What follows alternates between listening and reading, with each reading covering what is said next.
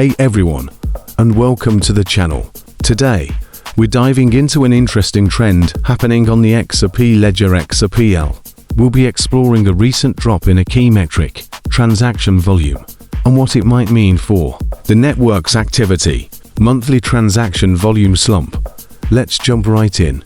Monthly transaction volume on the XRPL has hit its lowest point in recent years. This is a significant statistic, as transaction volume reflects the overall usage and economic activity on the network. Lower volume suggests fewer transactions are being processed, potentially indicating a decline in network use. New user growth on the rise. Now, here's a twist. While transaction volume dips, the number of daily new addresses on the XRPL is actually increasing. This is interesting because it suggests new users are joining the network, even if they aren't necessarily transacting heavily yet. Understanding the disconnect. This disconnect between new users and low transaction volume is what we want to unpack. There could be a few reasons behind it. Transaction fee rise. Perhaps transaction fees have increased, discouraging frequent smaller transactions. Shifting use cases.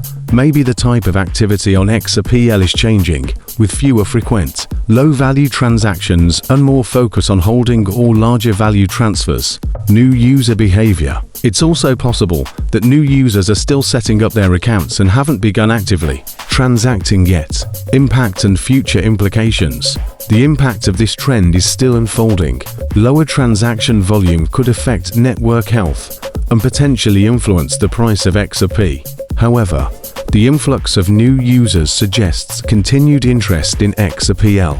Looking ahead, moving forward, it'll be crucial to monitor how these trends develop. Will new users translate to increased transaction volume? Will transaction fees be adjusted?